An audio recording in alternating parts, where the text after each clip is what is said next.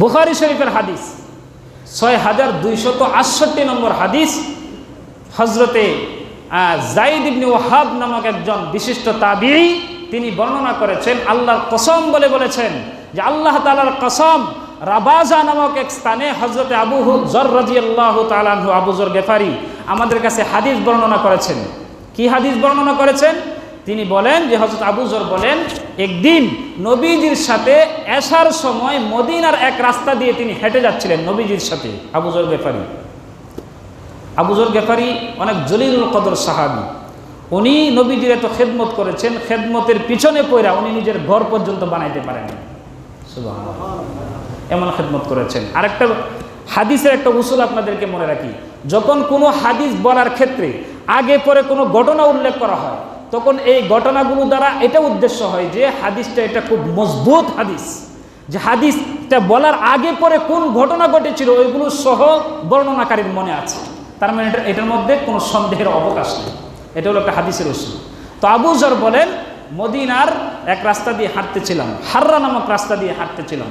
হাঁটতে হাঁটতে আমরা উহুদ পাহাড়ের সামনে গেলাম। নবীজি উহুদ পাহাড়ের সামনে গিয়ে বললেন যে আবু যর, এই উহুদ পাহাড় পরিমাণ স্বর্ণ আমার হাতে আসুক, এটা আমি পছন্দ করি না। তবে যদি আমার কাছে এই সম্পদ থাকে তাহলে আমি এগুলো এইভাবে ওইভাবে বান্দাদের নিকটে বিলিয়ে দেব, এটাকে আমি পছন্দ করি। এরপর আবার বললেন আবু যর, আবু যর বললেন লাব্বাইক ওয়া সাদাইকা ইয়া রাসূলুল্লাহ, নবীজি বলুন কি বলবেন? তো বললেন যে দেখো, দুনিয়াতে যারা যত জন সম্পদের মালিক হবে, পরকালে তারা তত কম সওয়াবের অধিকারী হবে। দুনিয়াতে মানুষ যত বেশি ধন সম্পদের অধিকারী হবে, পরকালে তারা তত কম সওয়াবের অধিকারী হবে। তবে যারা আল্লাহ তাআলার রাহে ব্যয় করে তাদের কথা ভিন্ন। এরপরে বললেন যে আবু যর, তুমি এখানে বসো, আমি এক জায়গায় যাচ্ছি, আমি আসা পর্যন্ত এই জায়গা থেকে তুমি নড়বা না, কোথাও যাবা না। তো নবীজি চলে গেলেন। হযরত আবু যর বলেন, আমি তাকিয়েছিলাম নবীজির দিকে, তাকাইতে তাকাইতে দেখলাম একবার নবীজি আমার দৃষ্টির সীমার বাহিরে চলে গেলেন। যেহেতু রাতও ছিল, তো বেশি দূর পর্যন্ত তো তিনি দেখতেও পারবেন না।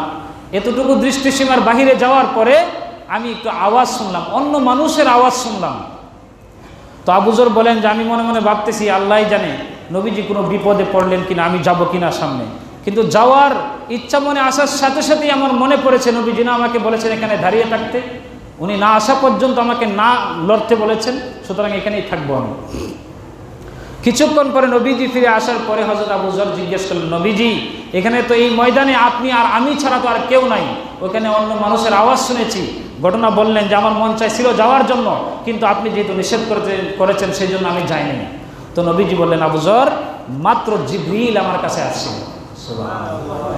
জিবরিল এসে বললেন, মান মাতা মিন উম্মতিকা ইয়া মুহাম্মদ, জিবরিল এসে মাত্রই আমাকে সুসংবাদ প্রদান করেছে, ওগো নবীজি, ও মুহাম্মদ, তোমার উম্মতের মধ্য থেকে যে ব্যক্তি দুনিয়া থেকে বিদায় হবে এমনভাবে লা ইউশরিকু বিল্লাহি শাইআ, ওই ব্যক্তি আল্লাহ তাআলার সাথে অংশীদারিত্ব স্থাপন করে নাই, দাখালাল জান্নাহ, ওই ব্যক্তি সরাসরি আল্লাহর বানানো জান্নাতে প্রবেশ করবে।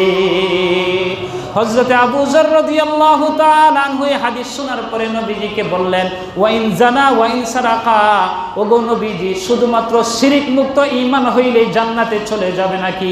ওই ব্যক্তি যদি জিনা ব্যভিচারের মতো গুনাহ করে, চুরিও করে, ডাকাতিও করে, মদও পান করে, তবুও সে জান্নাতে যাবে নাকি? নবীজি বলেন, ওয়াইন জানা ওয়াইন সারাকা, হ্যাঁ আবু যর, ওই ব্যক্তি যদি ব্যভিচারও করে, জিনাও করে, চুরিও করে, তারপরেও সে জান্নাতে যাবে। শুধুমাত্র যদি শিরিক মুক্ত ঈমান নিয়ে দুনিয়া থেকে বিদায় হইতে পারে, ওই ব্যক্তি যতই গুনাহ করুক না কেন সে আল্লাহর তৈরি জান্নাতে প্রবেশ করবে। আবু যর রাদিয়াল্লাহু তাআলা বেশি পিরাপিরি করতেছে, তিনবার বলছে, অন্য হাদিসে আসছে তিনবার, ওয়াইন জানা ওয়াইন সারাকা, রাসূল তিনবারই বলছে হ্যাঁ, চুরি করলেও জিনা করলেও সমস্যা নেই।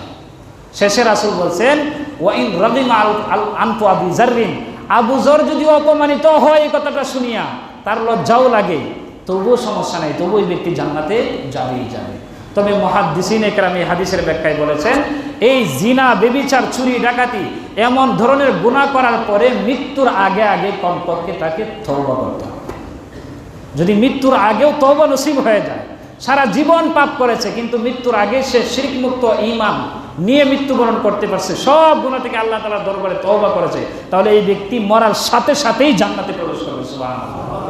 কিন্তু এখন আপনি বলবেন তাহলে তো হুজুর সুযোগ, সারা জীবন পাপ করব আর মৃত্যুর আগে আগে তওবা করব। কিন্তু ভাই, আপনার আমার জন্য মৃত্যুর আগে আগে কালমা নসিব হবে কিনা, আপনার আমার তওবা নসিব হবে কিনা, এটার গ্যারান্টি কি আছে বলেন? আছে কোনো গ্যারান্টি? গ্যারান্টি তো নেই। এই জন্য এই হাদিসের উপরে ভরসা করে বসে থাকলে হবে না। আপনার আমার সমস্ত গুনাহকে বর্জন করতে হবে এবং সমস্ত নেক আমলকে আঁকড়ে ধরতে হবে। আল্লাহ তাআলা আমাদের সকলকে তৌফিক দান করুন।